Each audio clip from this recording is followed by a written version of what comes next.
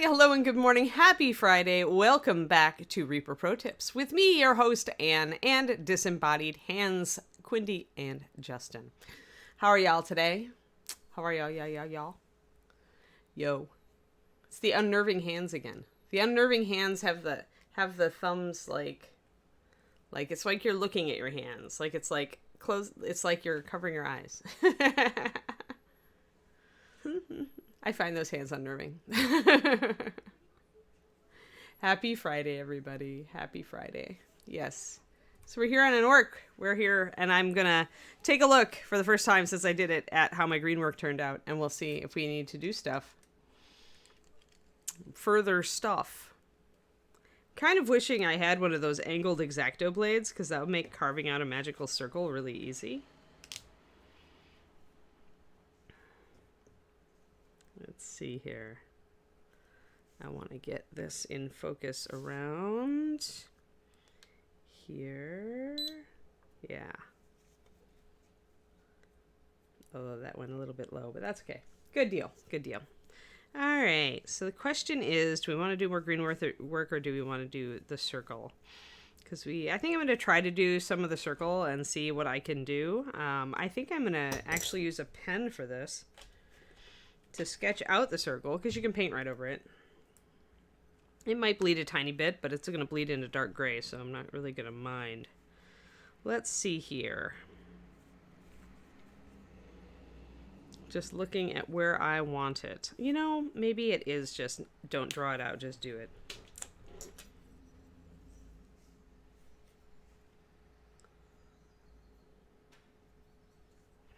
All right, so we're going to cut a little bit into the surface of the green where we did these flagstones.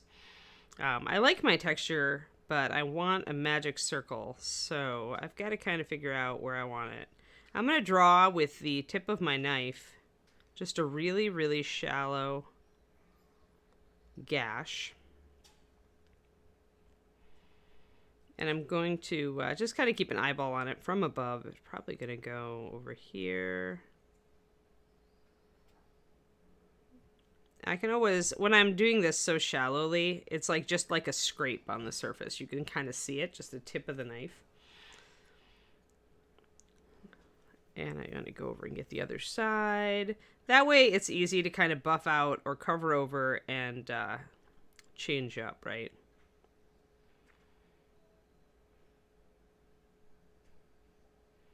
If I feel like I didn't get quite circle-y enough, so to speak.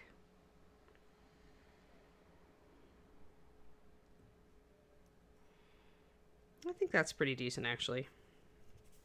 Just kind of looking at it from above because I want to see...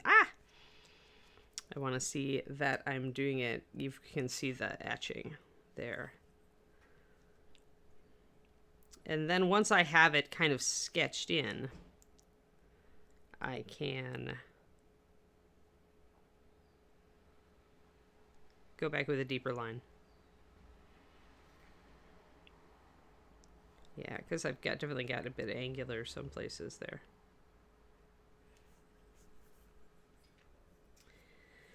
Hey there, Bob and Julie. Mr. Fong is back. I think of my old cat every time I see you, Mr. Fong. All right, so we've kind of got a little bit of a line etched in. Now that I've got that, I could do a deeper cut.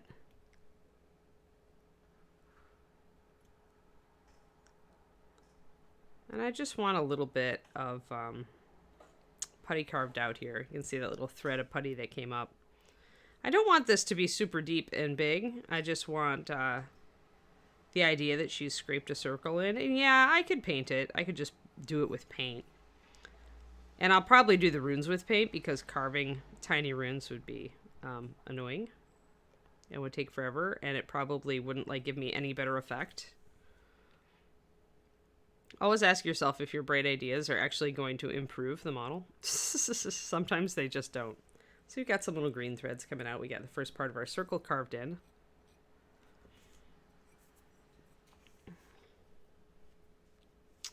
I did also think that I might need to take some green and just blend this in, carry this a little bit more out, blend it in a little bit more. I want a little bit more of a ledge here. I might want these paving stones to actually come out a little bit here. You know, stuff that we didn't do because we wanted to kind of get a shape in finalized before we quit last week. Now we want to make sure that we kind of correct our circle shape if our circle shape is not as good over here. Make sure that we're keeping ourselves kind of round. And I'm going to actually go from the inside out first, I think.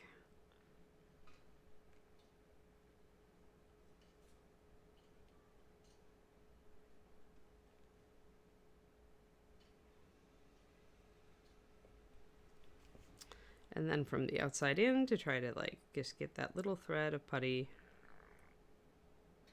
Just gouge out that little area. There we go. Just want to make a little groove. Want to get our groove on. Haha. Morning, Daffodware.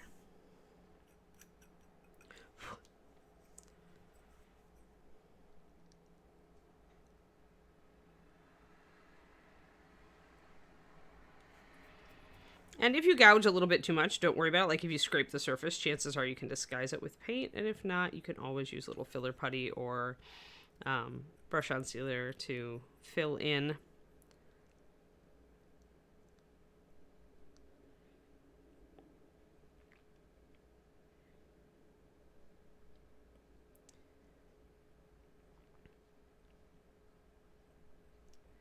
There.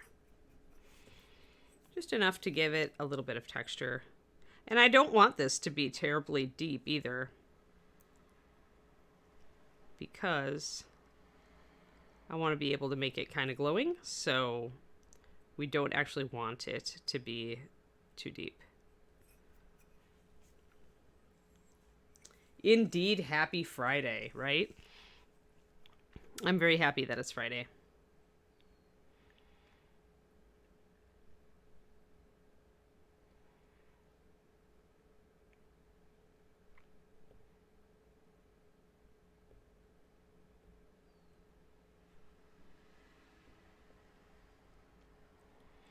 And if it's a little rough, I'm not too concerned, since we were thinking she might have hastily scraped this over the tiles.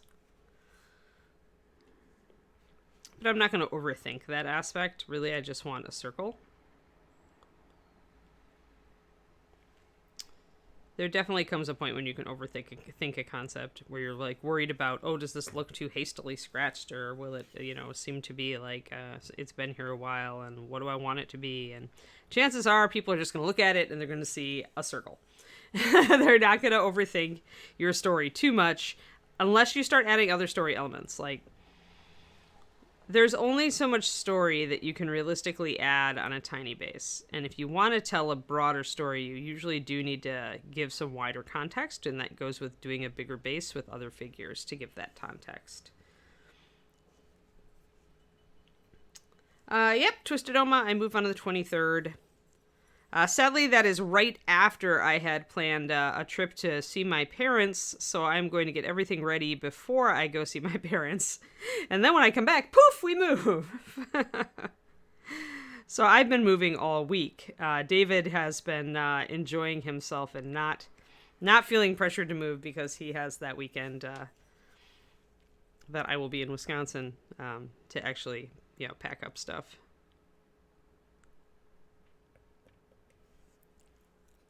There we go. So our circle is taking circle-y shape.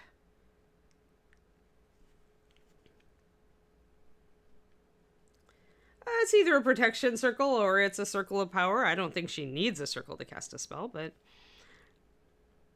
I figured she was out here in the ruins, like preparing a ritual, and now maybe she has heard a noise.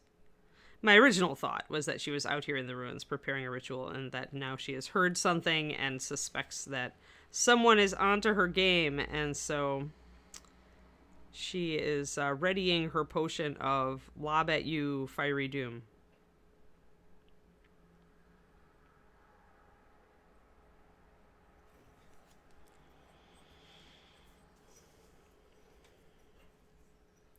That was my original thought anyway. Like I said, you can't overthink the story too much. You only have a tiny base. So, and really, this is the fun of it, guys, is you got to embrace that. You got to embrace that people looking at your piece are going to get different stories out of it. They're going to get something different out of your piece maybe than you intended. They're going to see it a different way. That is the magic of art. Like, once you put your piece out there, it belongs to everybody, and they may get something completely different from it. And that's cool.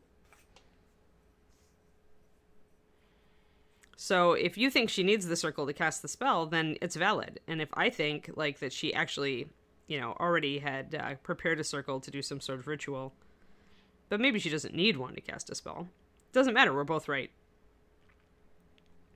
I'm just enlarging a little bit of a curve into this. Just doing little scrapes with my knife. Kind of intersected my line here for the actual stonework. I could also carve these a little deeper now if I want to, and gouge out pieces of them with these tiles.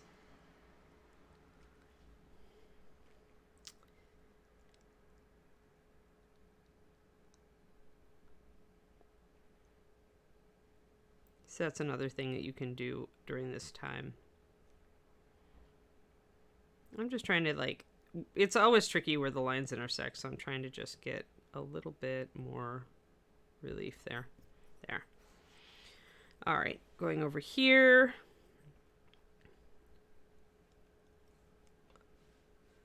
Yeah, once it's out there, it's open to interpretation. It's true with writing, it's true with painting, it's true with miniatures. It's one of the great things about human creativity.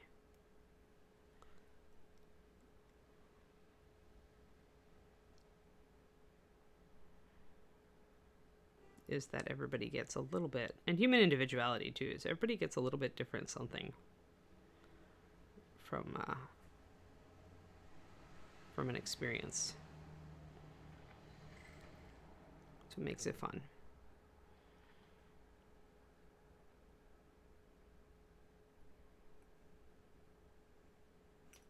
There we go. There's a nice little bit of green coming up. Little sliver. And it's still pretty circly. Like, I'm pretty happy with that circle. It's not bad. It's hard to draw, you know, a perfect circle. And I probably could have brought it out a little bit more if I was really trying to bring it around. And I probably could have brought this in a little bit more. There we go. But it is what it is, and as long as it's roughly roundish, people will read it as a circle. You just don't want a giant oval, really. Yeah, I'm going to cut this circle a little bit closer back here. That's why it's nice to leave part of it kind of fading off the end of the base, is that you can imply it and then leave it. So as long as you've got more or less a circle up to that point, you're good. Yep, it's cork. Little coaster cork, really thin stuff. I kept some extra bits in case I want to do some rocks out front. Cork, in my opinion, is the best quick natural rock texture creator. Wherever I see little blorps also that where the cork kind of bulged over the edge, but it doesn't make a good stone texture or blend in, I will come in with my knife now and carve it. That gives it a better stone-like effect.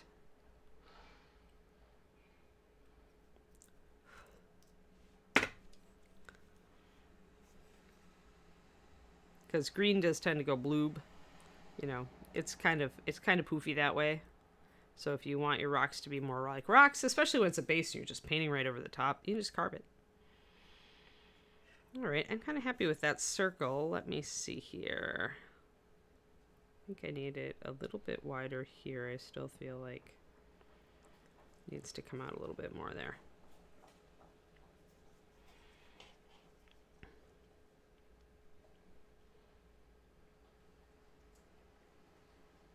And I don't even mind if some of my lines are a little wider than others, because you can actually play off of that and make the wider lines like a little brighter, as if power's like leaking through or something. You know, little cool things you can do. I think that's about right. Maybe a little bit, could be a little bit more cut in on this side. But again, we don't need it to be perfect. I think we're good. So we've got part of our summoning circle. Yay! Excellent.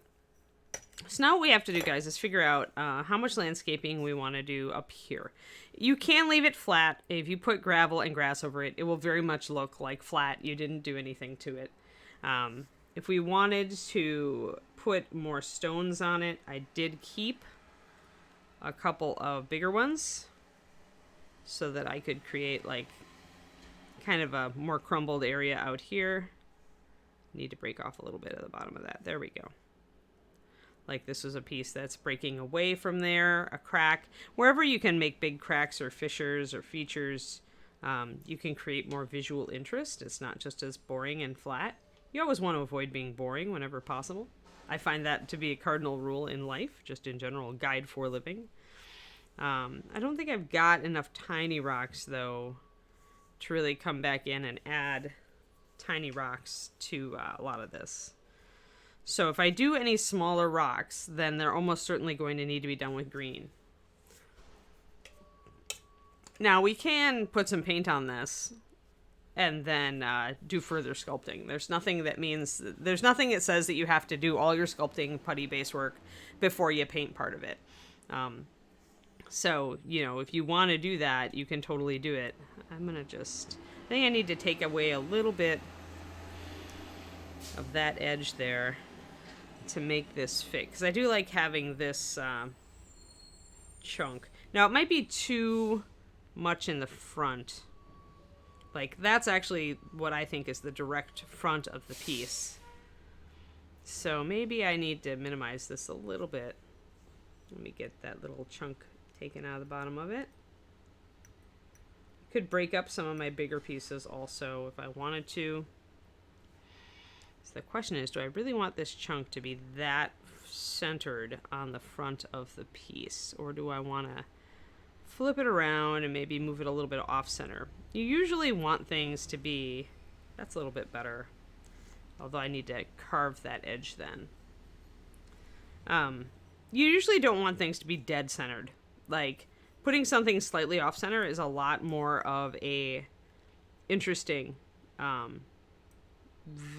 view, essentially. Human eyes like symmetry, but they also think that asymmetry is interesting. So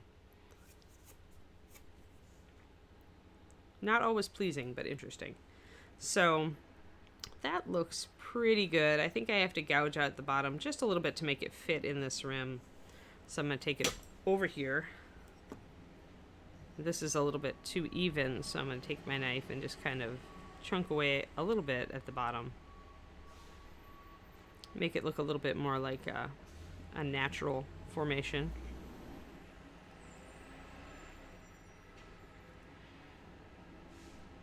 There. Hey, Masara, thanks for the resub. It's a sub-and-a-half anniversary. Sweet. Thank you very much. All right, so I like that a little bit better. It still disrupts the front here a little bit. It makes it more interesting, but it also isn't dead on with her face. It's like a little bit over to the side. So I think I like that a little bit better, and I'm going to glue it down. I should have left my super glue with its nose pointed down. This is an older bottle, and I think I'm getting low on it. I've got to wait for it to come down to the bottom.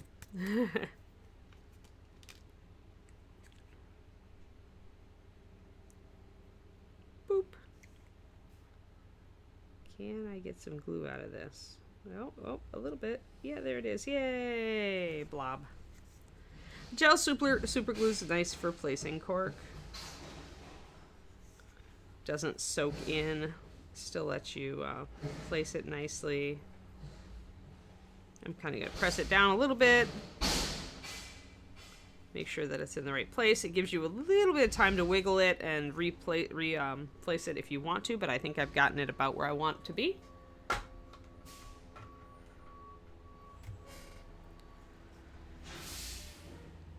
So there's a nice little chunk.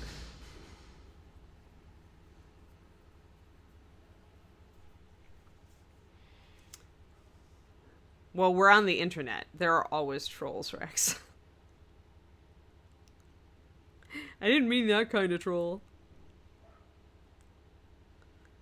Alright, so there we got that. Now we can take some little chunks. If I really want to, I can take like some of my little chunks that I saved that have nice flat bottoms so that they'll glue down nicely. And I can kind of take them apart into little rocks. Or I can choose to sculpt little rocks like I mentioned earlier. So it really is up to you and how good of a scale you feel these are for the little rock shapes you'd like. I often find it's just easier to sculpt exactly the rock shape I want instead of using cork, but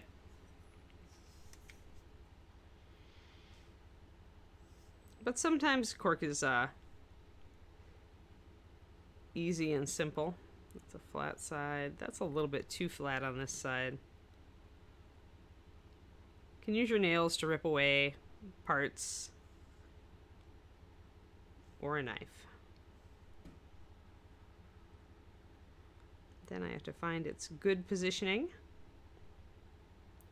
This is a little one, so I can add it a little bit further along the bottom and still have room. So adding to our ruins look, essentially.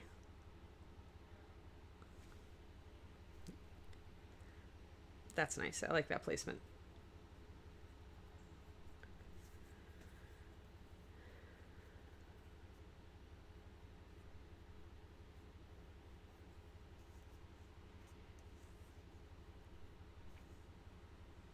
Oop.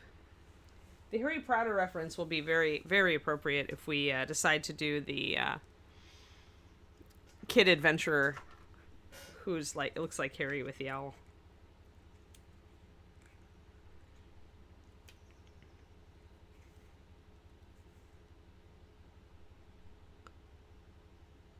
I'm going to pick this up. I'm going to get my dab of glue down.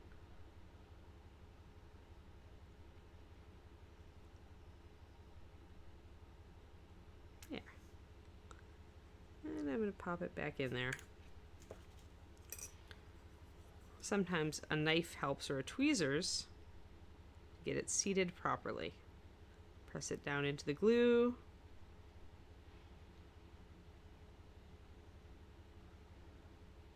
And there we are. So I've got another couple of nice, rocky areas. Yeah, maybe I can make this work. I still kind of feel like I want a little bit more green stuff out here. And I may want some green to kind of break up these little flat areas. So, because I like my bases to look organic. I used to there are times when I really like a flat area. Like if I'm trying to do like snow, like sometimes it can be nice to have a flat area that you just put an even layer of snow over. Or if you're doing an urban base and you just want flat cement, if you're doing like a curb or something for the character to stand on and you just have street out here, then using flat makes a lot of sense. But with fantasy stuff, especially in a ruins like this, it makes a little more sense to have some texture. So let's do that. Let's do some more putty work today. We may get to kind of paint the top of it, or we may not. Yeah, I've been thinking about rereading it, Agent Marvel.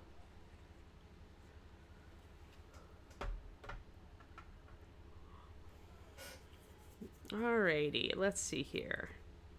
I still have more little rocks. I think I'm going to go away from the cork, though. I might... Let me see if I've got just, like, a tiny little bit. But I think maybe now is the time to just press forward with sculpting putty. Let's get out our tools. You always want your little round clay shaper just in case you have to flatten something.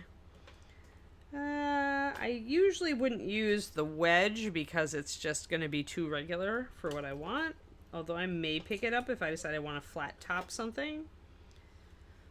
This shape has potential, the diamond shape. This one is very, can be very organic and can create good rock shapes. So we'll keep that one. Let's see here. And then we want probably a diamond spade. Anything with a nice fine tip, where you feel like, you know, actually that one may not be the best one. My other diamond spade might be the best one, although I need to clean it off. Yeah, you want something with, that you can do a whole range of textures with. And then I'll take out Tiny Spoon. I don't know if I'll use Tiny Spoon. Might not need Tiny Spoon.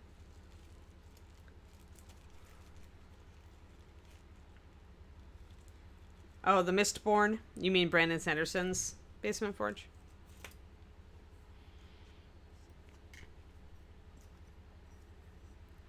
Alright, so I've got some green stuff, some old green stuff putty that got adhered to my tool here. So I'm going to just take a knife and clean it off. This does happen to steel tools. But all you need to do is lightly scrape, and you can scrape it all off and polish it right up. Because you don't want to leave that putty on there. It is going to stick to any fresh putty you do. So just get it off of there, polish it up, real lightweight, just using the very edge of my brush and not using very much pressure. Doesn't really take much because green is so plasticky. Just get everything you can off of there. Any obvious bits. Sorry for the big booming noises if you can hear my, it's garbage day. But the garbage truck should go away soon because it's, just like a couple of big bins, so. Alright, that looks pretty good. You just don't want to give the green any more reason to stick to your sculpting tool than it already has got.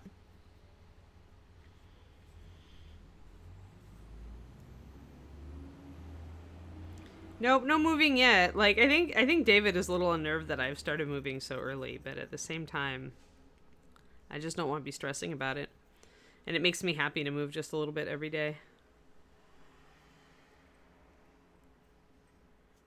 Because gosh knows there's a ton of stuff over here that I don't, like, reach for every day. So there's a lot of stuff I can move. There we go. Cleaned off our happy sculpting tool. Alright, nice and shiny. Shining clean. Some people do sculpt with an X-Acto knife, like Burner Clock, but I am not one of them. I like my spade tools. That pretty much, for me, they do much the same thing, although if you need a really sharp edge, I was using this to put in the edges on my flagstones.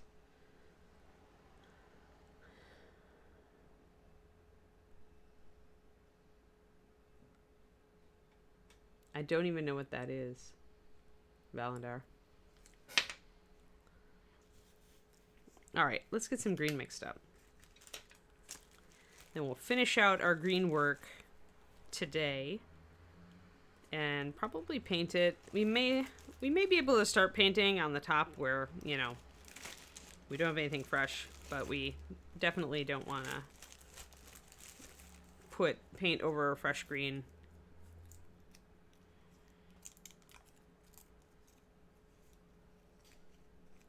Always let it cure. You just never know.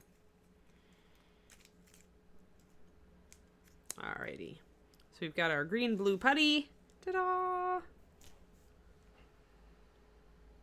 If you take a minion to show your dentist, they get a kick out of them. Oh yeah, because you sculpted it with a dental tool? Right. Yeah, that's what these are, guys. Dental scrapers and stuff. It's really funny. Oh, right. That thing.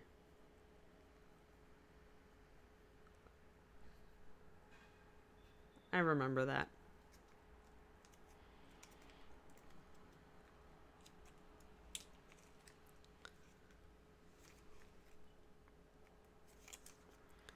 Sometimes getting your putty to come off of this plastic is a struggle. It's okay.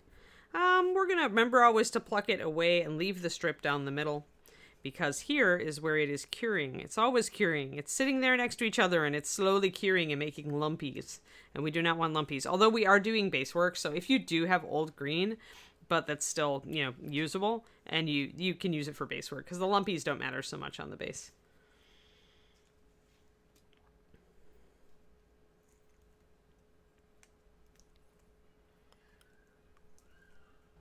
So let's just mix up a big glob of green. We probably won't use near all of this.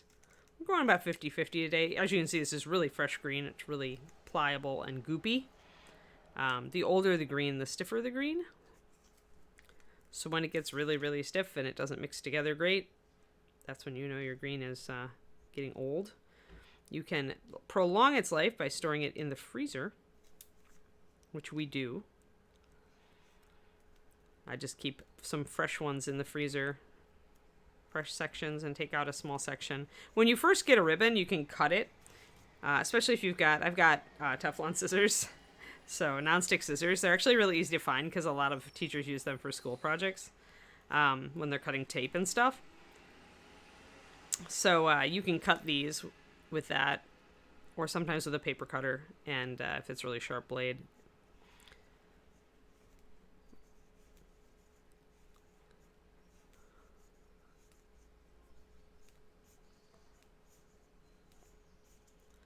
And then you can store the sections you're not using and just keep a small section out. That way, if it starts to get old, chances are you haven't wasted a lot of it. Yeah, you could separate it. That's something you could do. I never done it, but it's because I'm lazy.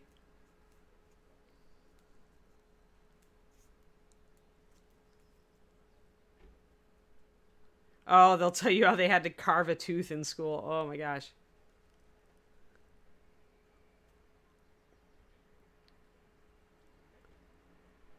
Yeah. Fridge, not freezer. Green users. Bob and Julie are the pros. Listen to them. Don't listen to me. But I store mine in the freezer. I will admit it. Alright, now I want to get some of this stuff off my hands. Not that I'm not going to be using it. It is really sticky. Don't pet your animals while you are handling green. Just rub some of this off. There, much better. I hate the sticky feeling. Alrighty. Let's get these brushes out of the way. Brushes, we do not need you today. Alright, I want a little bit under here. Let's do this top part while I want to blend it in. You do both? Alright, cool.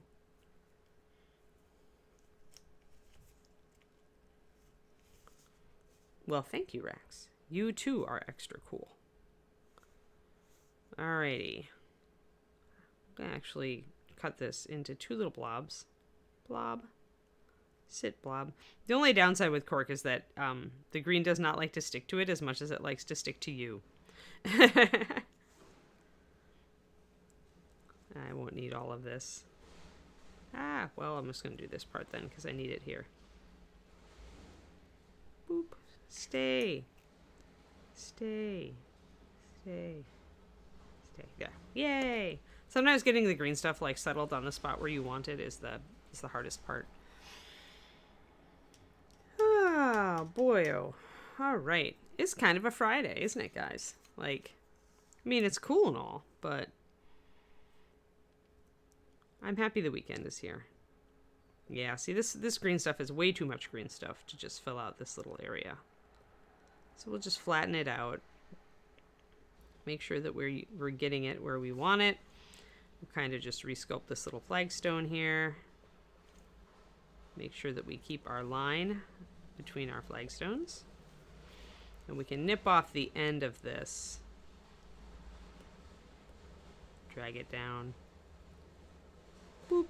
We can blend the rest of it into the side there. So we've got that new piece of green. Yeah, I know. I'm bad about that. Because I've got really dry fingers. I don't have really oily fingers, Julie. So it always sticks to me. Always. And I always forget to, like, dip my fingertips in water before I mix it.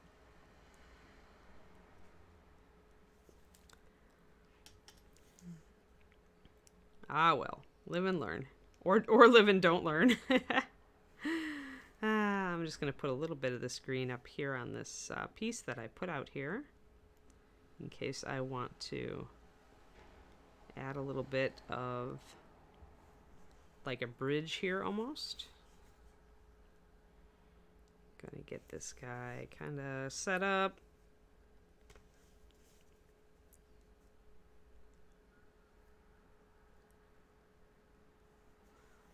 Yeah, like we needed more sections in our freezer. We barely have enough room in our freezer to have green stuff on it.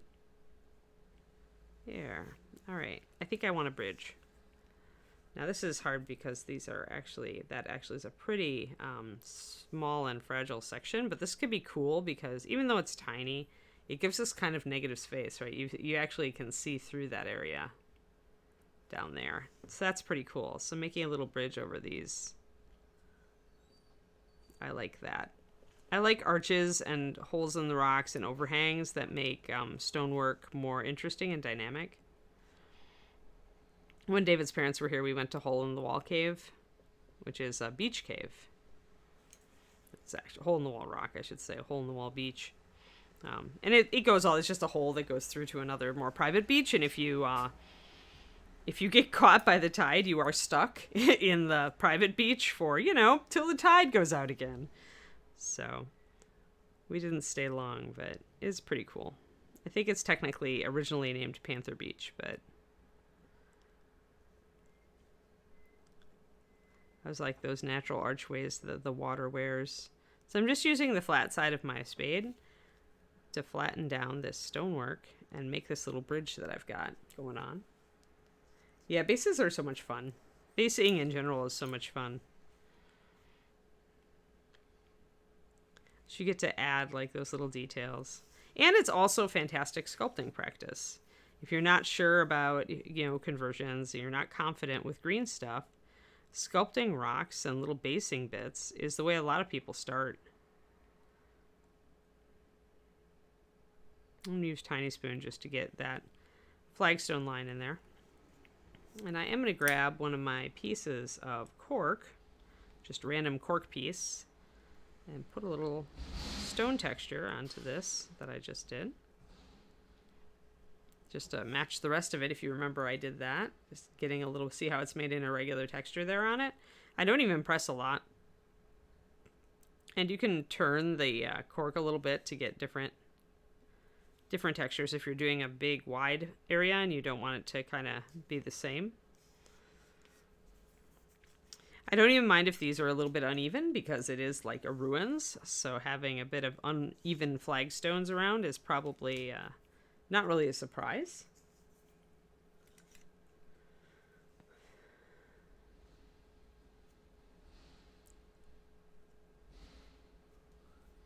Oh yeah, nose grease. Haha. See, I don't even have a lot of... I don't have really greasy skin. Like, I've always had kind of dry skin. Which is not good when I'm in an arid climate. It means a lot of moisturizer is in my future. But...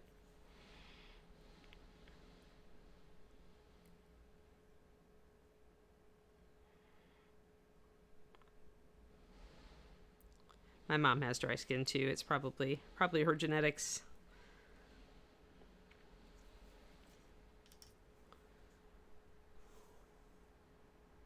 So we're just making sure that I've got that nice flagstone coming out here still. I might make a slightly bigger kind of crack here where the flagstones come together there, where, because it's since this is a ruined piece and it broke away, we could easily show some of that wear by making a bigger crack here. This all seems like really small, fine detail, and it doesn't really, I guess it doesn't matter in the greater scheme of things, but it's still fun, and little details can add a lot to your miniature. Yeah, lip bulb, yeah. I like to use water precisely because I don't want to add too much of a greasy surface, even though water's not as good as a lot of other mediums.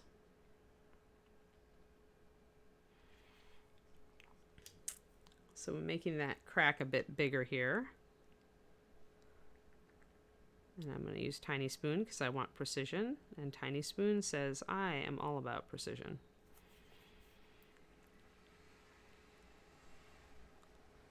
Seriously, I need to pay somebody to just make a bunch of Tiny Spoons and we can just sell and give them away on stream. Reaper needs to sell Tiny Spoons. They're like the easiest. Like, rod and ball peen hammer and you're done, as long as you can hit the rod well. Although I suppose you could curve it over a surface of an anvil, a mini anvil too. I don't know. I don't know how Gene makes tiny spoons, or how he made tiny spoon.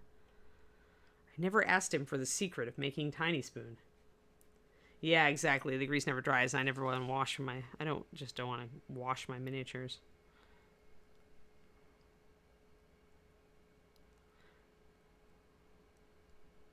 Let's making this crack a little bit bigger, so we can see that it's broken away. Just adds a little bit of extra character. Then I can kind of also make like I did here, where it's kind of depressed and it's flaked away, like it's slate and it's cracked. I like that effect a lot. Uh-oh. Need more water. Tiny Spoon was adhering to the putty. Tiny Spoon's like, what do you think you're doing?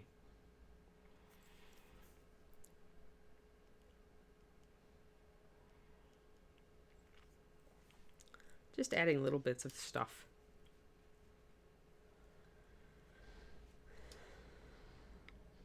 Yeah, the making your own tools class. The class that all the other instructors around like hate because of the anvil and the noise.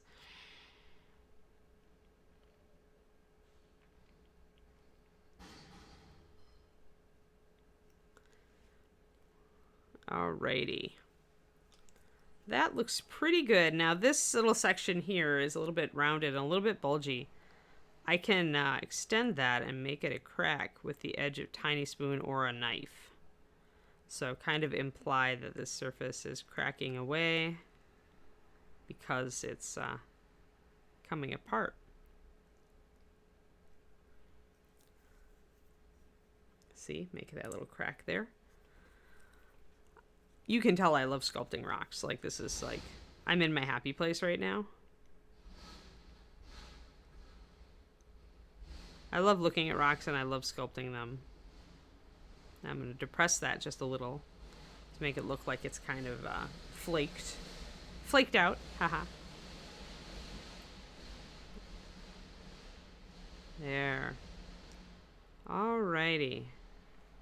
That looks nice. I like that. And we've still got a little hole through there that you can see the other side, which I really like. It's a nice feature.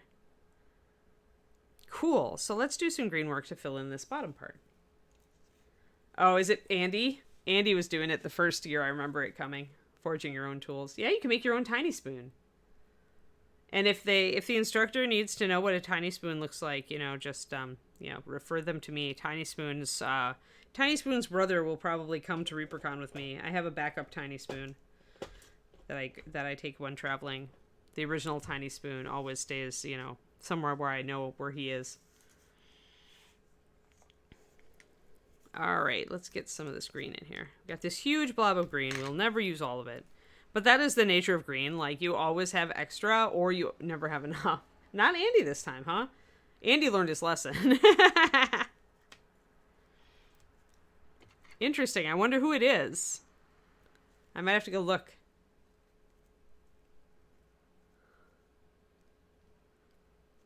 All right. So I'm going to make kind of a ribbon of green. And I'm going to use that to add some texture and to kind of attach. This will also help attach these rocks to the base even more, because I can build up some putty onto them.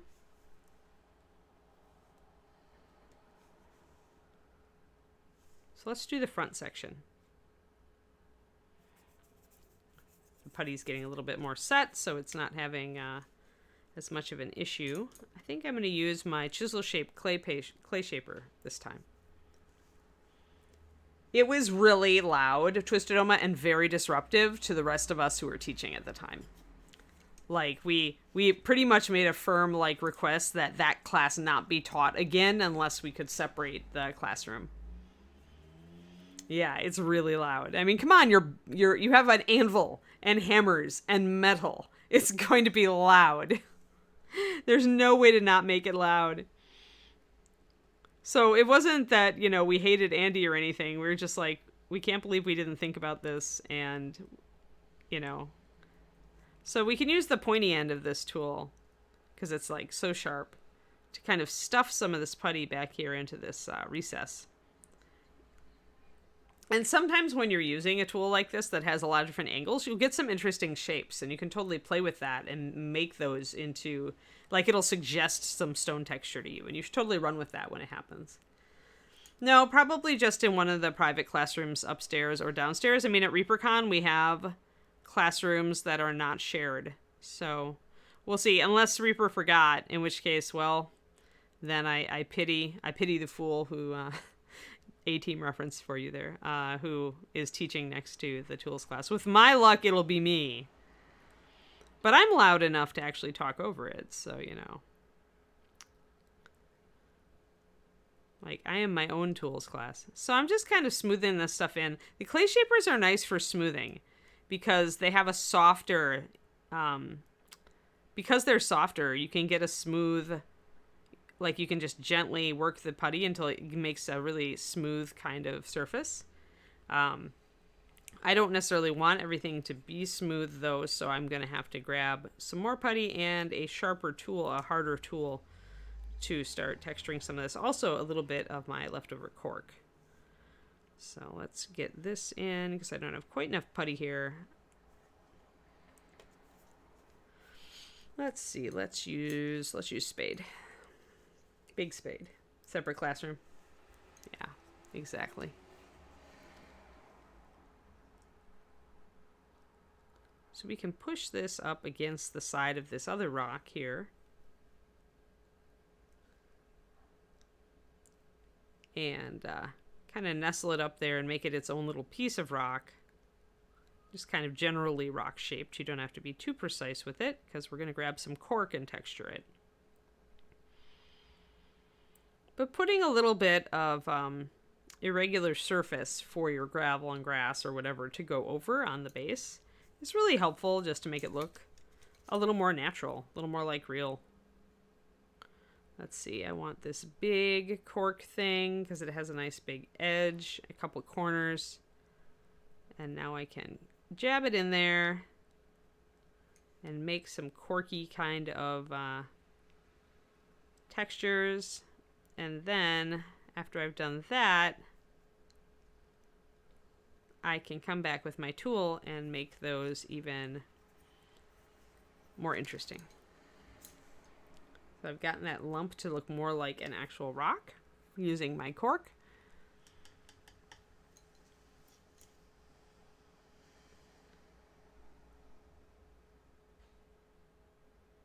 Tiny brush, yes. Very, very small, yes. Miniatures companies persist in believing that tiny brushes are useful, but for the really tiny ones, I've yet to find a use. That does not mean there is not a use. Maybe you will be the one to discover it. So now I'm going to essentially take this and I'm going to accentuate some of these partitions and levels that the cork suggested. I'm pretty much just going to take inspiration from the randomness that happened while keeping some of that texture. And if I lose the texture, all I need to do is grab my cork again and work back and forth until I feel it that it's good. I'm going to grab a tiny spoon and I am going to pull some of this green work. Leaving a little bit of the black base is not a problem. Like, sure, you'll have a little bit of level ground, but the rest of everything around it has features, so it won't matter very much. Just like this little bit right here, I don't really need to texture that. I can stuff a little bit of static grass in there and it'll be just fine.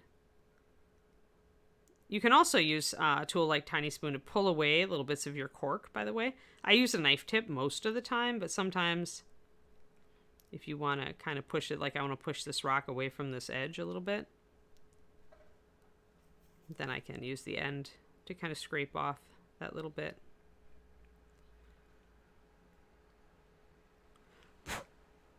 Just kind of blow on it to get that stuff out. So there we got some green fill. Let's get over here and get that section filled in.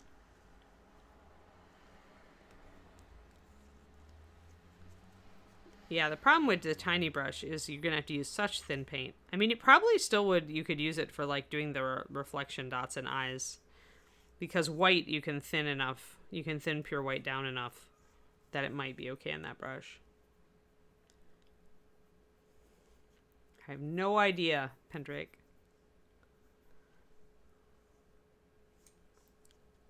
Big sausage roll of green stuff.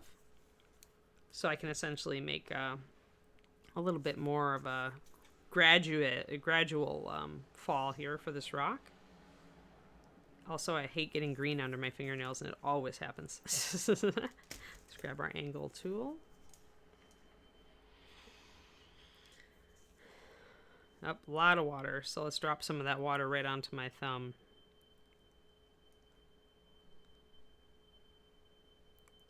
This is probably too much green, so I'm going to pull some of it off. There we go. Boop. I keep it here, stuck onto the plastic. I also have been, you can use plastic bags for this, but you essentially, if you stick the green onto plastic, it'll pop off pretty easily.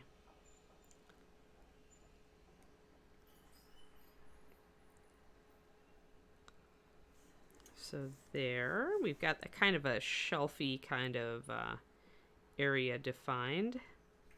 I might need to use my fingernail to kind of push the green stuff off of this outer rim of the base. I want that outer rim to stay black. So I'm just going to use my nail to kind of corral my green a little bit. The nice thing about this clay shaper is it's got that fine tip, so you can really kind of tuck the ends of the green stuff into these little nooks and crannies if you want to.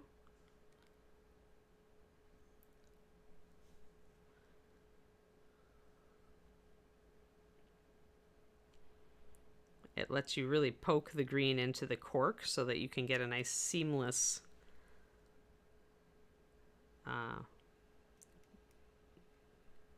transition.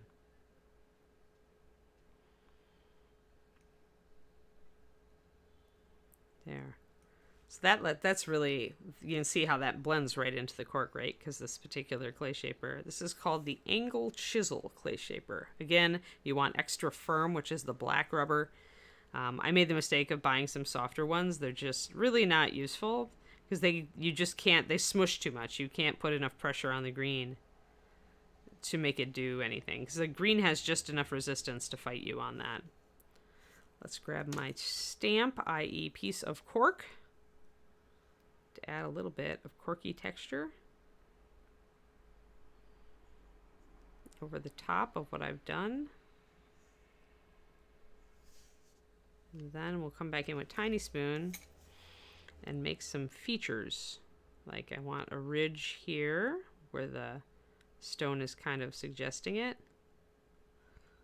This stone has a hole, so let's make it a crack, crevice, something like that. A minor cave. Too small for a critter, but we could stick some grass in there growing out of the crack. Actually, if we widen it, that'll be useful. But yeah, you just want to get a little bit extra texture so that you aren't just dealing with a flat black, base. And you can add little features like this little hole that I can now stick grass coming out of. Or if you made it bigger, you could actually put a skull in there or something, Oh yeah, green stuff. Did you, can you link that from the Reaper store for us, Quindy? For the green stuff? Reaper sells ribbons of it. I don't have my original packaging, but I always forget if it's like one word or if it's two on the Reaper site. If it's green stuff or green stuff.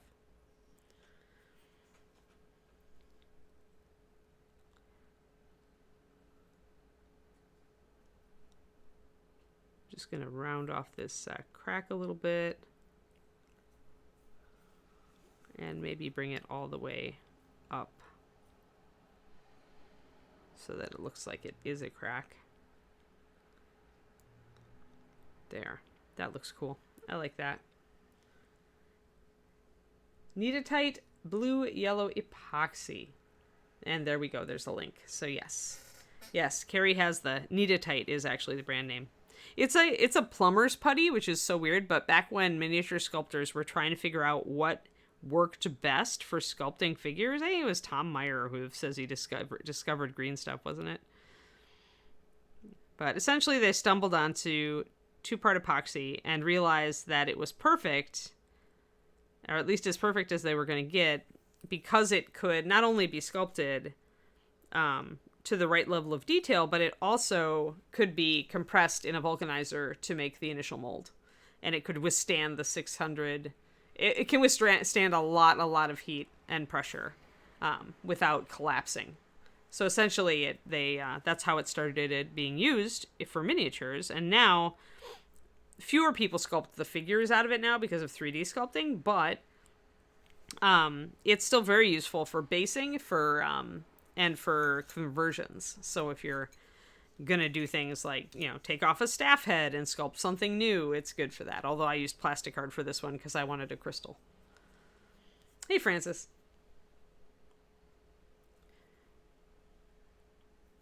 $20, huh? That's not too tiny. That is still tiny. It's tinier than any of my tiny brushes. $10 is about the smallest I have. Yep. Turns green when mixed. Here it is. And you can mix it in slightly different proportions. As Julie pointed out in a past stream, green users, you don't want to mix it with too little blue stuff or too little yellow stuff. But you can make slight adjustments, and if you do slightly more yellow, it tends to be a little goopier and a little bit easier to blend in. And if you do a little bit more blue, then it tends to be a little more resistant to tool marks, and a little bit, it cures a little bit harder. Stuff like that. All right, I think that's actually good. I think we've, I kind of am looking at tackling that little area there, bringing it out to the edge of the thing, because it's that's a kind of a wonky area. But this is kind of a, falling apart thing. So I think we'll work with it. All right. So we are at stretch break time, and we have about half an hour because we started on time. So I'm going to get the rest of the screen stuff, put it out of the way. Do I need it anywhere else?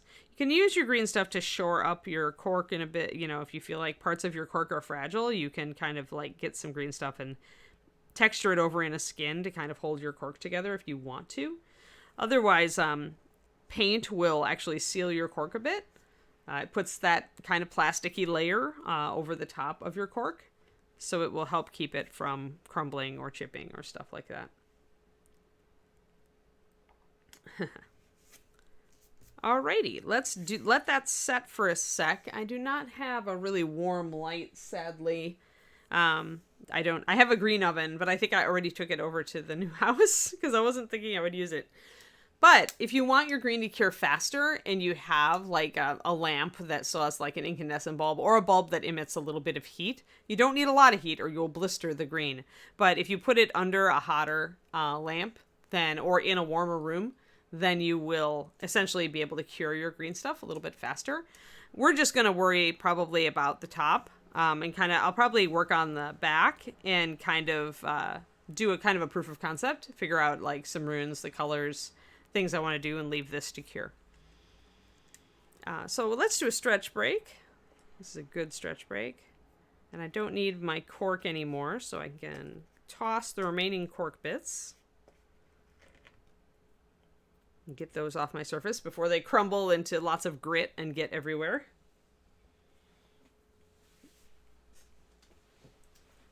I think I saw a notice that instructors are getting swag boxes as well, and that they might have shipped. I kind of like how this base is looking. So if you haven't stretched, guys, stretch with me.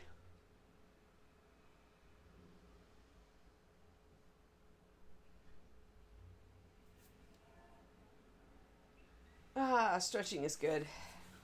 Yeah, it's definitely a stretch.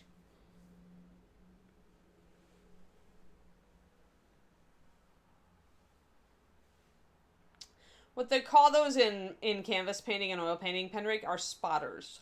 Because you're really meant to dip the tip in the paint and right away use it to make a tiny spot on something else.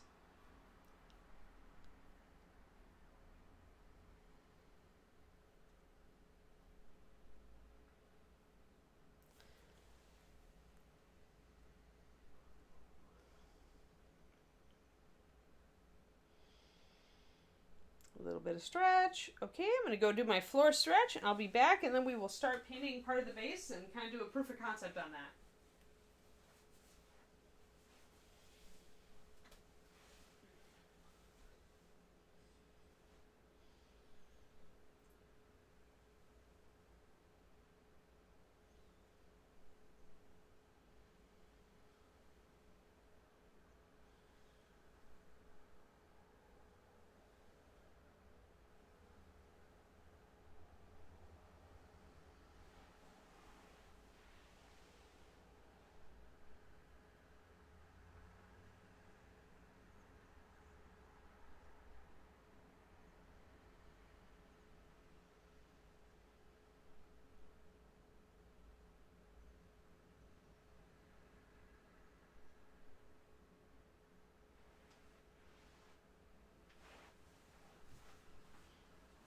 Alrighty.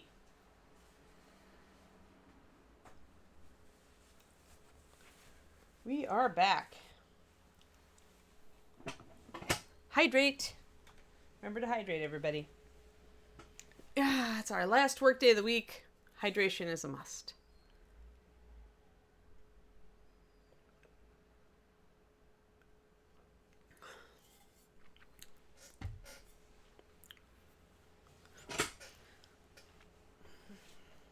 Yeah, anything with anything that's not a brush. I mean, you could use a tip like that for a spotter. The problem is just getting it to come off of that. So, but if it's a slightly spongy tip, it'd be fine for that. I prefer brushes because I'm so used to them.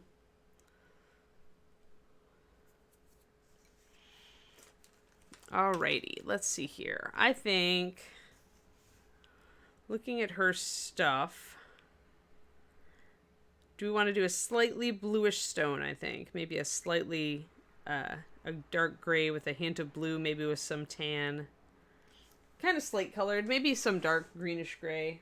Let me get out a nice dark gray. I think I've got, what do I have? You know what? Hardsuit blue. I kept that around from, I forget which set that was part of. But this blue teal, I think, might be good to mix into a dark gray to get a starting point. I'm looking around at some of my other... No, that one's too bright. Yeah, Shark Bright's a little bit too bright, and Hardsuit's a little more green, which I like for slate. So let's grab that and grab... where's our Carbon Gray? Carbon Gray. But I think I probably have Stormy Gray in here somewhere. But Carbon works.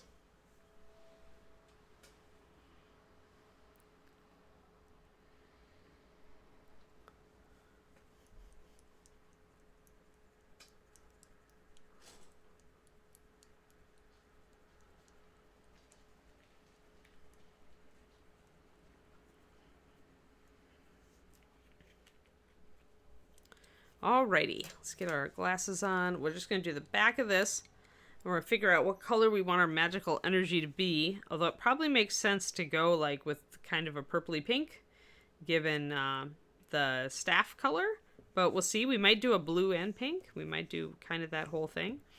So I'm going to start out with a mix of like maybe 2 drops of Carbon Gray and 2 drops of Hardsuit Blue and see what color that makes. I'll probably add also a drop of white to it to make it slightly lighter since Carbon is so very dark. With stone, though, I do tend to start dark and then add white to it to make highlights.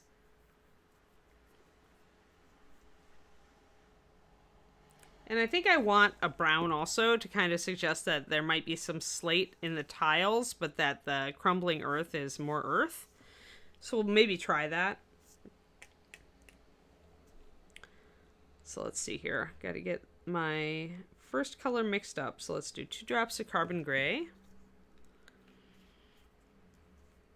I forget which set this is from, guys. Do you remember the Hardsuit Blue? Maybe it was from the Virtual Expo.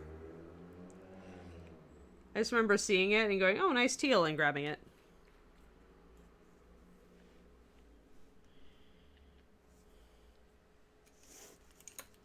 And where is my mixing brush? It's hiding around here somewhere. There it is. Let's mix those up. Should give me... Carbon gray has a lot, very heavy load of black in it. So to overwhelm that, to get that to shift a bit, I may need to add like 2 to 1 with the hard soup blue. If I want a little bit more. Yeah.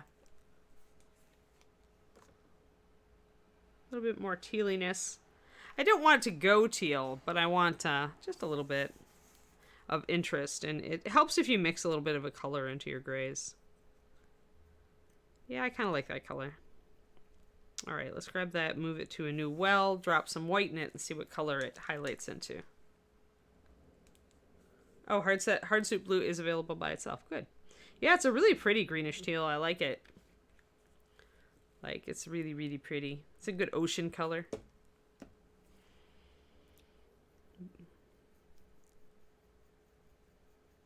Yeah, it's a nice gray.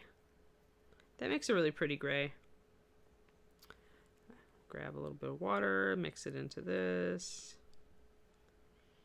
Okay, I want it a little bit darker, so I'll add a little brush full of paint. And I'm going to leave my base a little bit thicker because I want it to really protect and seal the cork. So we're not going to thin that too much.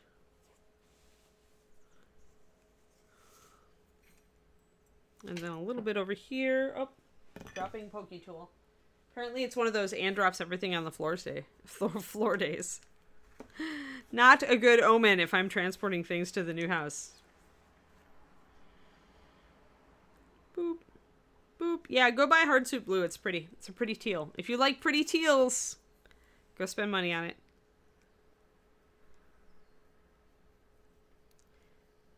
And it makes a very pretty cold, cool kind of aqua-y gray. So we have made ourselves a triad, haven't we?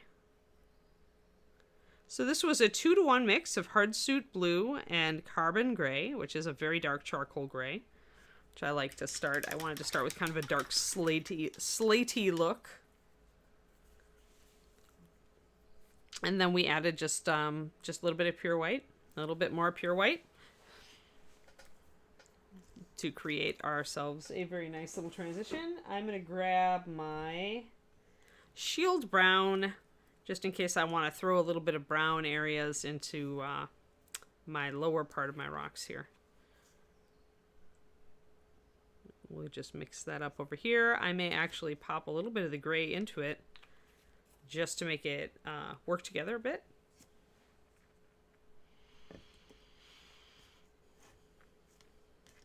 So let's grab just a bit of water and a tiny bit of this gray.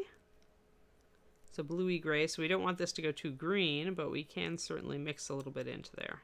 And that will darken our shield. It'll gray it out a little bit. Make it not quite so yellowy. And it should work a little bit better here. But yeah, because there is so much green in these colors, if you add too much to this yellowy brown, it will start going into a greenish color. So do keep that in mind.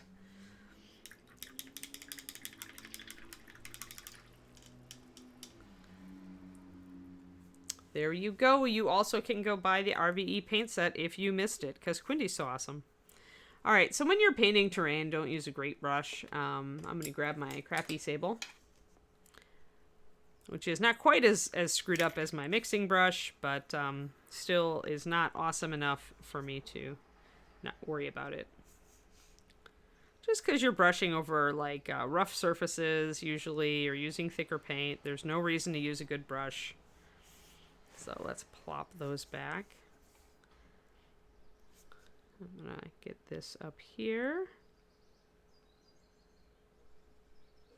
Also, using a dark stone is a better way to make our circle stand out, guys. I am going to cover over my circle.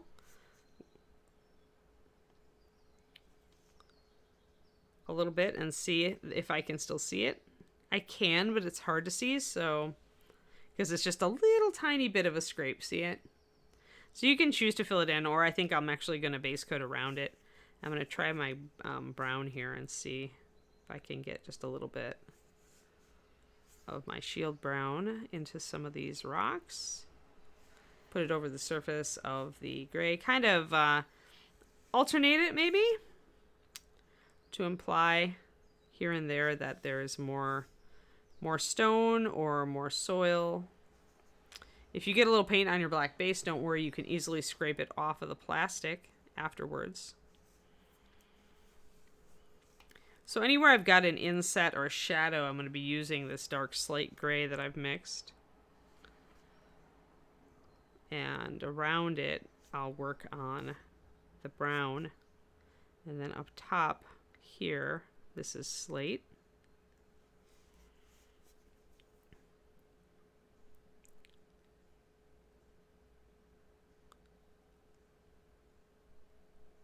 Okay, don't want to get way up here because that's where the fresh green stuff is. Really just blocking in the back here. Can stick your, when you don't care about the brush you're using, you can of course stick it into these crannies without worrying that you're smooshing the tip. Yet another reason not to use a good brush when you're doing these.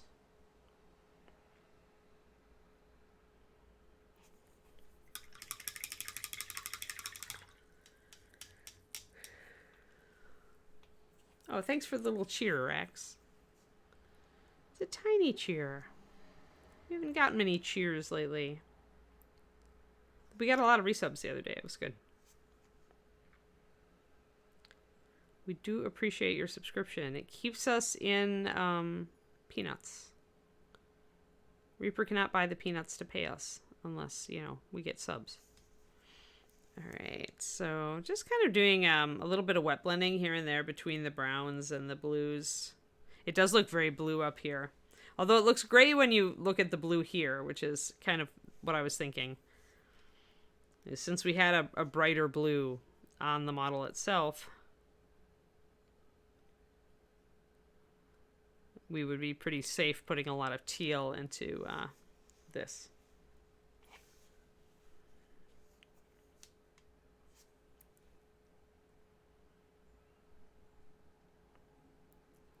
And if there are any big chunks of stone that you want to suggest are slate, then paint them your slate color.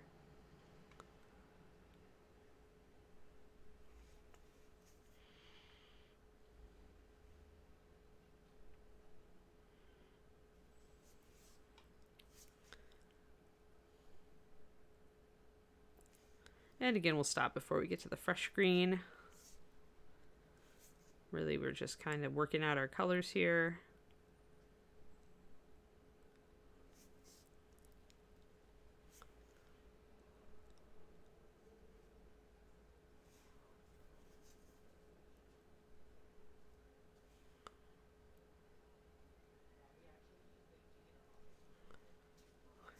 There we go. So the brown adds a little bit of just something different instead of just painting it all as a gray stone. Aw, thanks, Francis. Wow, extending of the Tier 1 subscription for a long time. Thank you. Reaper thanks you muchly.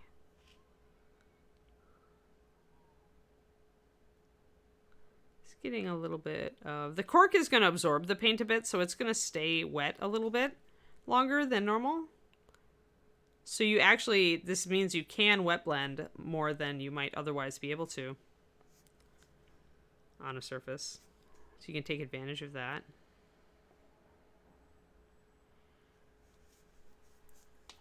It will dry, but it just takes a little bit longer.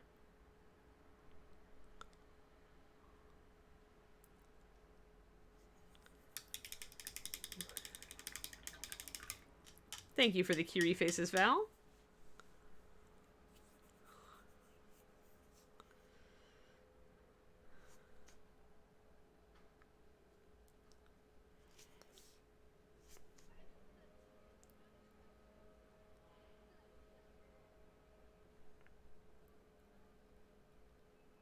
Alrighty.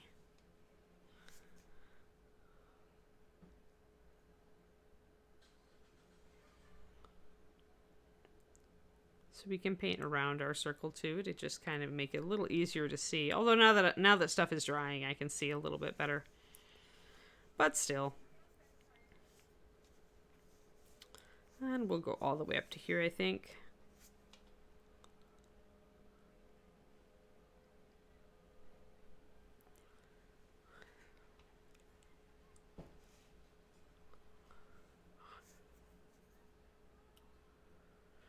Doing a mixture of two different colors also, like, just it helps it make it look more like rocks. Like, just there's some variation in stonework, unless it's if it's out in nature, it's often got more than one mineral mixed into it. So you'll see shifts from yellow to red, or gray to red, or gray to yellow, an awful lot. Yellow to brown.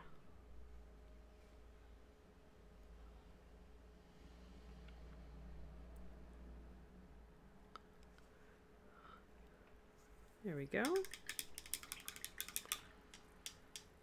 And we can also take a little bit of a white or an off-white and mix it into our shield brown to make a little bit of a highlight for that. So grabbing a little bit of our brown, adding a little bit of fresh brown, because remember our previous shield brown puddle had a little bit of our gray mixed in. You could also use driftwood brown, which is the highlight for shield brown, is one of my favorite colors.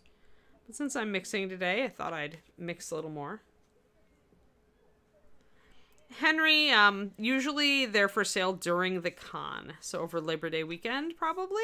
Unless I could be wrong about that. That's just how Reaper's done it in the past. I don't have I'm not at the company anymore, like physically, so I don't hear the talk about stuff. But usually they're for sale during the con. For people who didn't get the swag box, so that you can pick them up then. All right, that's a nice brown.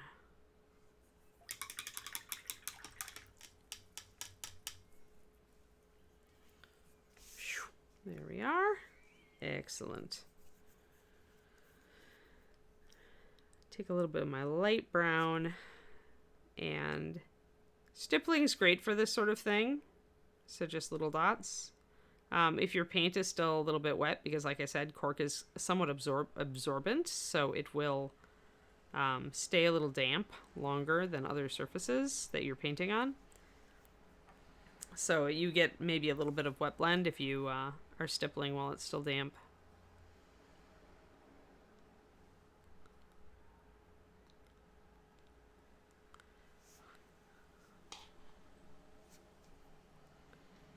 And technically, cork has enough of a texture. You could probably dry brush it. I'm just going to be a little bit more precise with mine out of preference.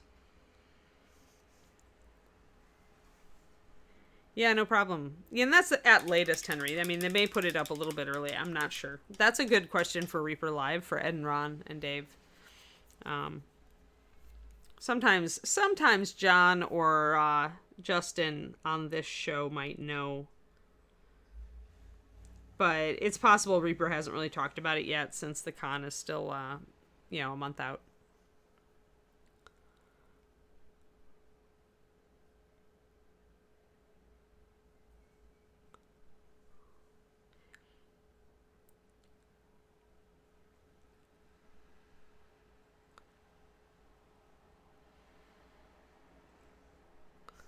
So getting a little bit of highlights here on this stone, give it more of an earthy texture.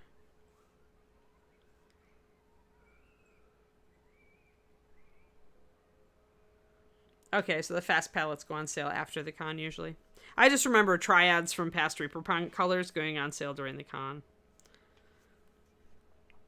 But like I said, I am been out of the loop a bit since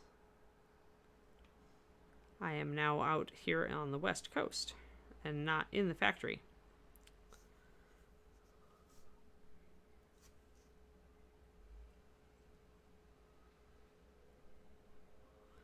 So just a little bit, and I still like to wet blend here and there too. Just to give it a really organic feel. Not sure what they're doing this year. Yeah, right. Right, that's true. The swag bundles are still for sale, so you could get the swag paint now if you ordered the bundle, but if you're looking for individual sales, yeah, probably after or during the con.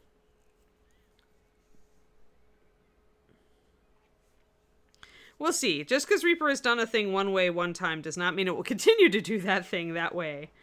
I speak from experience. But if it works, if it has worked in the past, it is more likely to continue to be a thing. Though it is interesting. I was just thinking, Quindy, that it is interesting that they've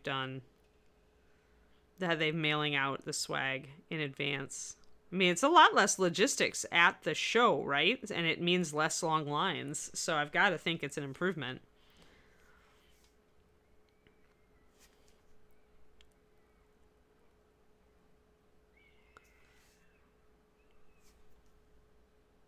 It'll be cool. Yeah, on top of everything else, I have to put together that handout for my class. Like, on top of moving, on top of submitting my book, on top of planning to visit my folks, I must also somehow finish a class handout. I guess I could do that while I'm at my folks' place. Although I want to have the paints, I want paints to swatch and compare, so...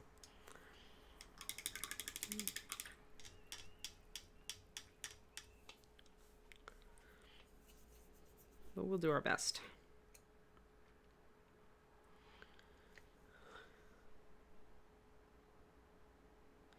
So, okay. Actually, I have a question for the chat. For my Choosing Colors class, which is kind of a permutation on my old color theory class, would you guys rather, in a handout, have general guidelines as to what works together, or do you want specific recipes, like ruddy leather works great with these 6 colors, you know, that kind of thing? Which one would you consider more of a bonus if you took that class? Like, which would be what you hoped to get from the class? Tell me that, because that'll determine what you guys say. I'll use that feedback to kind of help guide, because I could do either, right? I can't do both really, or it'd be a 50-page PDF. Because, like, I can say greens like this go with purples like this one, and that would be a general guideline. So then you would say, oh, well, witchcraft purple is a reddish purple, so that means that if it goes with this dark green, that this other reddish purple also will probably go with this dark green, you know, that kind of thing. Some people say general, some people say specific. So general guidelines, all right. General guidelines. All right. So you guys don't want specific recipes and specific things. You want general. That's good. That's good. I can do that. Good to know. Thanks, guys. Thanks for the feedback. Because, you know, it's been a long time since I was a newbie painter or even an intermediate painter. So, and sometimes you just don't know. Like, as an instructor, you're like, what would people generally find more useful? You can never give people every recipe. But sometimes people really want recipes.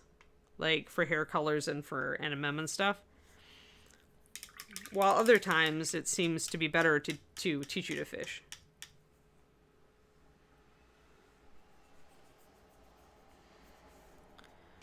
So I'm liking this color right now. I do think I want some pure white. I want to finish painting some of this around this circle, and I want to try out... I was thinking purple originally for the circle, guys, but now I'm thinking maybe we should go with a fiery red-orange like her cloak. Maybe that goes better with this model. I tend to go purple with glowing magical circles just because, you know, like you do. But I'm thinking maybe red-orange just like up top. So we're going to carve in the actual circle shape, and then we're going to suggest other. I just want to outline enough of the circle so that I can paint it in and add stuff to it.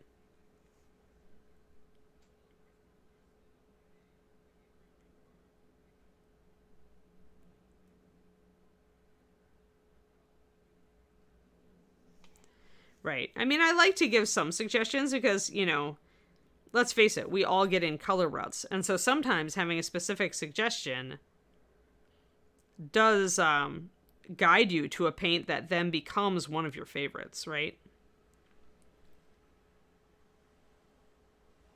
All right, I want to avoid a fresh green.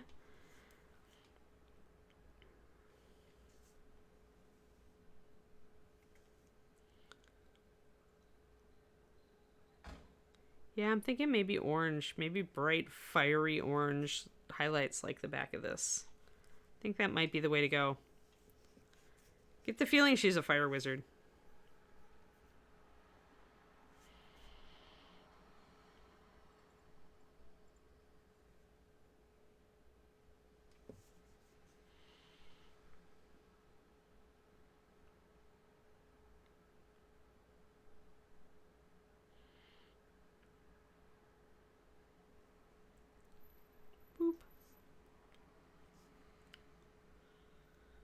Right, exactly. Right, a lot of people, just like you, Tabitha, you can, you take specifics and tweak them. But I'll focus on general, and then maybe I'll give one example for various. It's going to be interesting. This is going to be trying to figure out how I want to present this. I think it's going to have to be by hue. But yeah.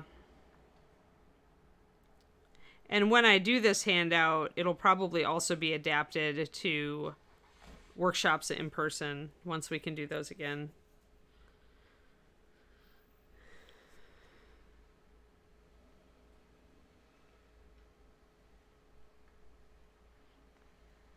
All right. So we avoided our fresh green stuff. We got some of our stuff blocked in. I want to put down some white around this circle and make sure it's strongly etched in. And then we'll probably end up doing the glow effect and the colors next time, which would be fine because we can color, I can give this green time to set and then I can cover the rest of it with my appropriate colors.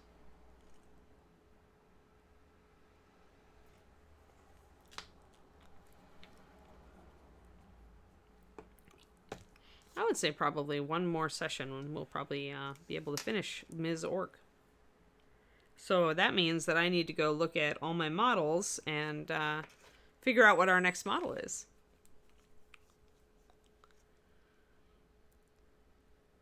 Maybe we can start it before I move. So you guys and David both agree that the Cherry Blossoms Japanese screen from behind me needs to be a thing. David looked at the natural screen. He's like, yeah, but... All right, now I need to move to a brush that actually keeps a good tip, unlike my cheaper sable. So let's get that back.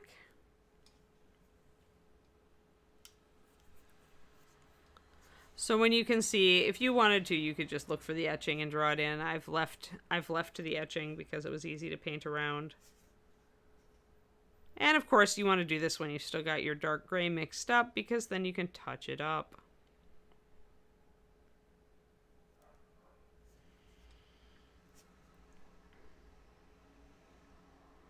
Now there's going to be other runes and circles too.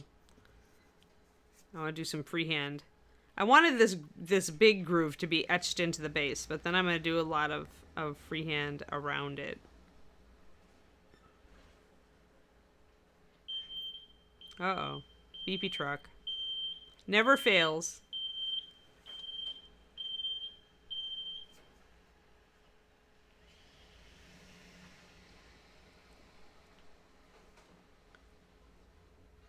Gassan, it's all scale-based. So what happens is that an object needs to be a certain size, a certain scale, in order to cast natural shadows.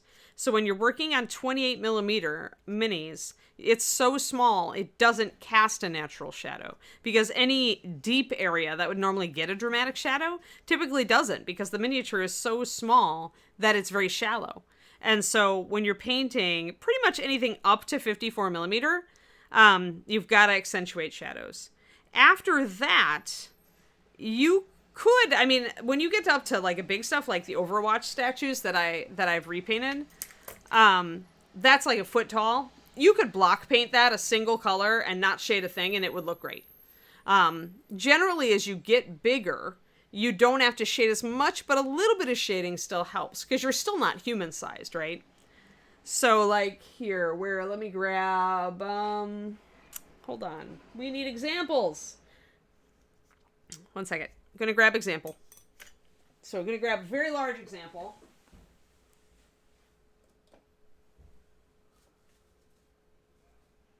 And then bust example. All right. So really large but unpainted example is Direwolf Lady. This is a miniature from Limbo. So you can see if I tilt her toward the light source, you can see that shadows are being cast, right? Realistically under the ear. And here, you know, you've got a shadow. Technically, you could probably block paint this. But you also notice that, like, the hair here, because you can't make it texture, like, exactly like real hair, it's going to look very flat. So it's also the fact that all of the various surfaces that we have in nature, like, that are kind of see-through or have a deeper texture or normally would spring up, right? Like the fur on the neck of a wolf. Those things, you can't duplicate them perfectly in resin or metal or plastic. And so then you have to end up painting them to look like the real thing. Whereas actually, you know, on her, you can see, like, you know, that natural shadows are cast. But the other thing that happens is that on like a sunny day, the shadows that are cast on this model right now without help are not as dark as a shadow that would be cast in real life. So that's why as you get bigger, you can minimize your shadows. Maybe you don't do them quite as dark, but you still want a little bit of something because this shadow cast here on this cloth, this pale gray here, isn't as dark as it would be if we saw this model out, if she was a real person. Then we'd get a much darker shadow, chances are, in natural lighting. So again, it's the fact that the model is so small, this fold isn't as deep as it would be in real life. You know, that fold might be inches deep in real life, but here it's just a millimeter deep. And so it doesn't give you that much of a shadow. The other example is purely art when you want to do special effects. She's very large and, you know, you could paint her pretty simply and probably get an okay. It's purely because, like, if I'm looking at like a fold on my shirt, this fold's about an inch deep. Like if I stick my finger into it, and so it's really dark, you know, or up here underneath my collar, you know, that fold here is about maybe 2 inches deep, right? But on a miniature, that fold's only going to be 2 millimeters deep. And so essentially the fact that it's not this scale means that light can get in there a lot easier because it's shallow. So if she was life size, that hangover would be, you know, an inch or two, and it would cast a much deeper shadow. But because it's only a couple of millimeters deep, the light can reach it easier. And so it's not casting as abrupt a shadow.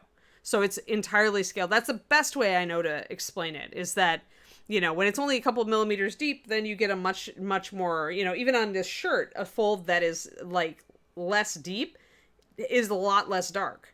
It would help if I was wearing like a medium gray shirt. It would be easier. The other reason you do it is because obviously if you want special effects, like doing, you know, a lighting from a particular direction, like here, or if you want reflective effects, stuff like that, then of course you've got to add shading and highlighting that supports that direction of light and intensity of light. So does that make sense to you, Ghassan? Is that, you know, on the model, that fold is only a millimeter deep, whereas on a human, it's like an inch deep, and that inch deep shadow is going to block light more effectively than a millimeter deep shadow. It's kind of like, that is directly the reason, is that physically, that and the differences of surfaces, where plastic, you know, is going to block light differently than other stuff.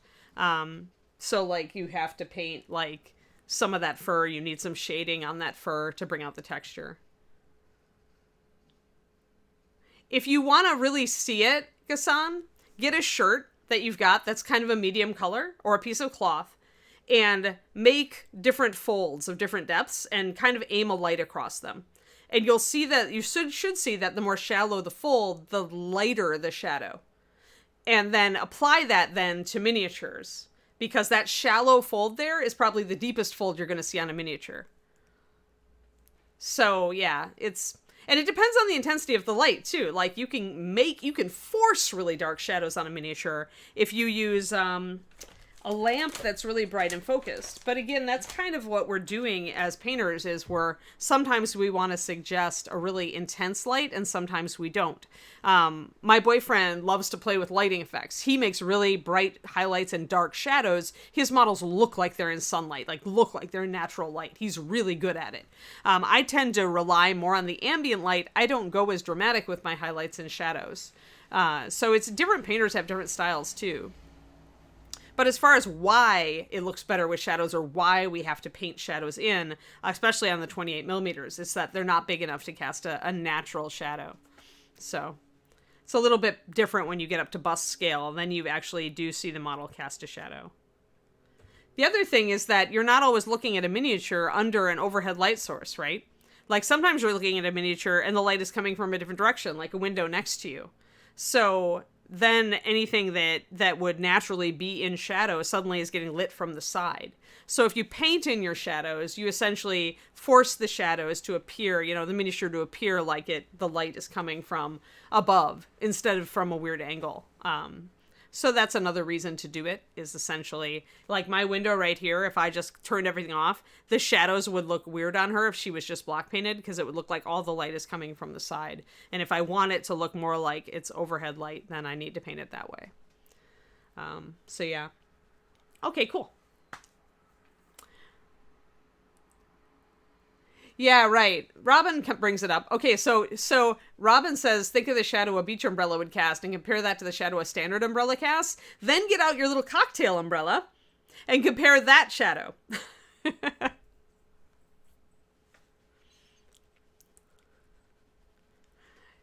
Yeah, without seeing your stuff, I can't really give you like an exact troubleshoot, Gassan. The best I can do is to say, start with shading things that are in folds or underneath things. Most people, when they start painting, they're kind of visualizing kind of a light source coming from overhead, like we're outside. And so if you go like underneath things that are protruding, or you go into things that are in folds or recessed, and you just paint darker there, you're pretty good. Like, you'll be pretty decent. Getting it to blend nicely, that's a whole nother thing. So, but just start out by thinking, if it's under something or it's inside of something, it gets dark. Yeah. All right, we are at the end of the stream, guys. Thanks. Sorry for the slight digression there at the end, but we're all right. We started blocking in our circle in white. We'll continue with our basing next time we run up against Ms. Orc. I think that'll be, actually, I think that'll be the Monday before I move. I think so. So we will get one more session with her, but we'll have to start our new mini after I move then. So excellent. Thank you all. What we did today is we used green stuff to kind of adjust and fix some areas that I didn't quite like. We filled in some of our basing to make it more irregular so that it wouldn't just be a flat plastic thing with static grass stuck to it. We added some additional cork bits for visual interest and to add more 3D look, more of a crumbled look onto the base. 3 p.m. Central, we are going to have Reaperland today, and otherwise, Monday will be Mushroom Queen Day. So I hope y'all will show up for that. Thank you so much for keeping me company, and thank you to everybody who subbed and cheered with bits today. Have a great one, guys, and have a fantastic weekend.